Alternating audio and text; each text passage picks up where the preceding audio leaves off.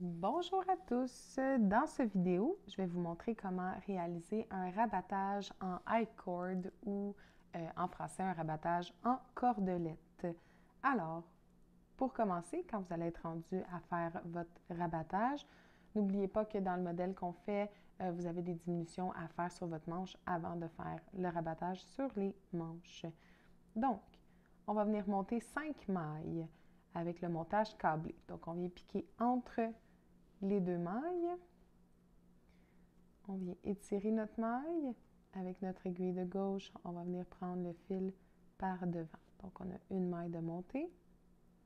On pique entre les deux mailles. On étire notre fil et on va venir chercher le fil de devant. Donc, deux mailles. 3, 4 et finalement 5 mailles. Maintenant, on va venir tricoter 4 mailles à l'endroit et 2 mailles ensemble dans le brin arrière. Alors, 4 mailles en droit.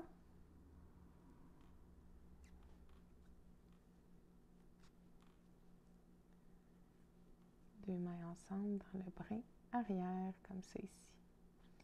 Maintenant, on va venir glisser nos mailles de l'aiguille de droite et on va les remettre sur l'aiguille de gauche pour venir les retricoter encore une fois. En les glissant, peu importe si vous les prenez par derrière ou par devant, il ne faut juste pas changer le sens de la maille. Donc, 4 mailles en droit.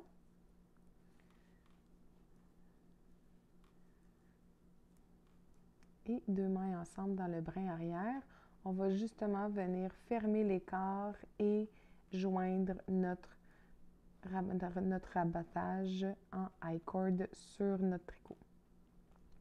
Donc, on les glisse de l'autre côté. On tricote 4 mailles en droit.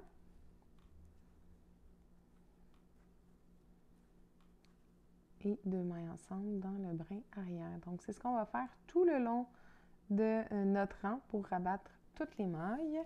Je vais juste changer d'exemple pour vous montrer ici le rendu. Donc, ça nous fait vraiment une super de belle bordure de finition rattachée à notre tricot. C'est vraiment très, très joli. Ici, il me reste une maille à rabattre. Donc, j'ai déjà glissé mes mailles sur mon aiguille de gauche, mais je vais juste venir les tricoter. Donc,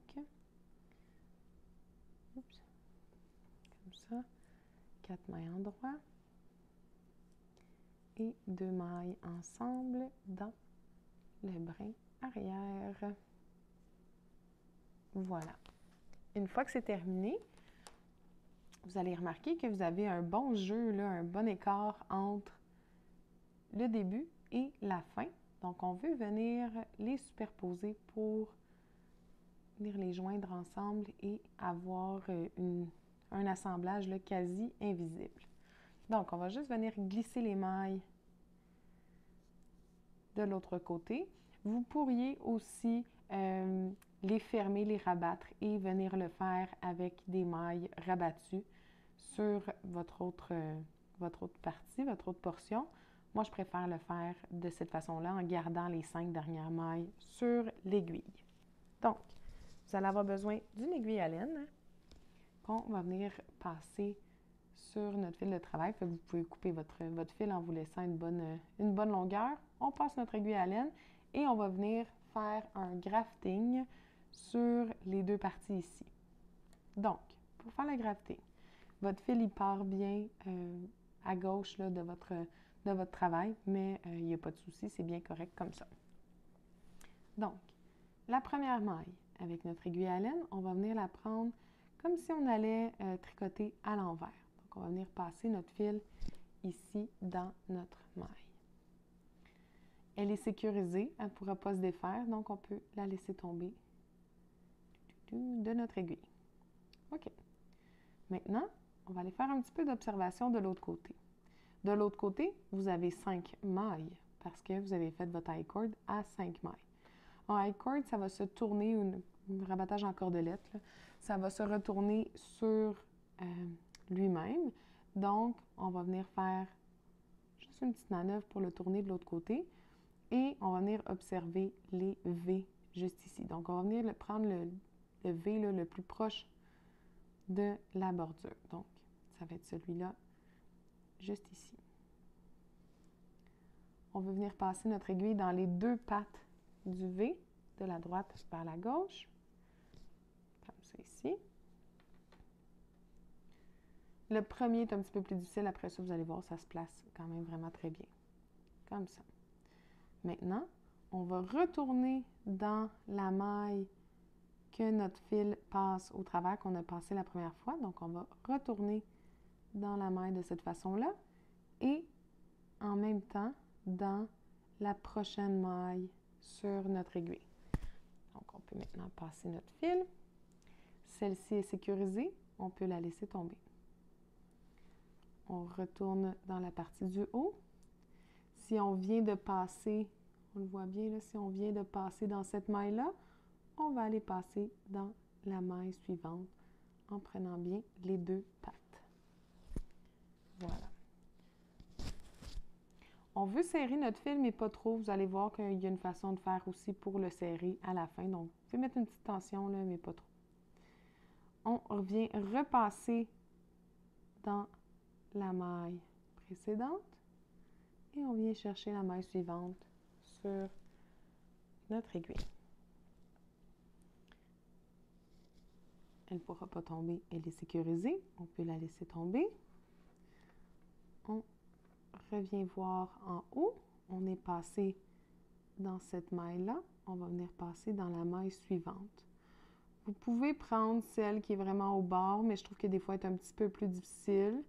Donc, dans cet exemple-là, je vais aller la chercher parce que les autres, ils ont l'air bien aussi, juste de garder la même ligne que vous choisissez. Mais sachez que ça va faire plus ou moins épais en dessous selon la maille choisie. Comme ça ici. On vient repasser dans la maille d'en dessous et dans la maille suivante de notre aiguille. Voilà. Celle-ci est sécurisée, on peut la laisser tomber. On va aller chercher la maille un petit peu plus haut. Voilà. On n'oublie pas de venir repasser dans la maille précédente et passer dans notre dernière maille sur notre aiguille. On la laisse tomber. Maintenant, on doit aller chercher la dernière maille en haut, comme ça, dans les deux pattes. Et il faut venir repasser dans la maille précédente. J'ai fait exprès de le faire lousse. Pourquoi? Parce qu'on peut venir par la suite tirer. Vous pouvez le faire au fur et à mesure ou vous pouvez venir le faire à la fin pour s'assurer que vos mailles ont les mêmes dimensions que celles tricotées dans votre I-cord ou dans votre cordelette. Qui est pas laide pantoute. Voilà. Comme ça ici. Je vais peut-être décider de le resserrer encore une petite fois. Voilà. Comme ça. Et voilà. Donc, on voit bien que ça fait vraiment une super de belle finition qui est presque identique aux autres mailles du I-cord. Pour rentrer votre fil, pour venir rentrer votre fil, moi, ce que je vous conseille, c'est juste de l'envoyer de l'autre côté. C'est ici. Voilà. Et vous allez être en mesure de venir le rentrer sur l'envers de votre tricot. Si jamais, là, des fois, ça fait une jonction là, un petit peu plus large, ici, ça fait un trou des fois, bien, vous pouvez venir simplement le pincer, le refermer en rentrant vos fils. Alors, voilà, bien, merci tout le monde et bon tricot! Bye bye!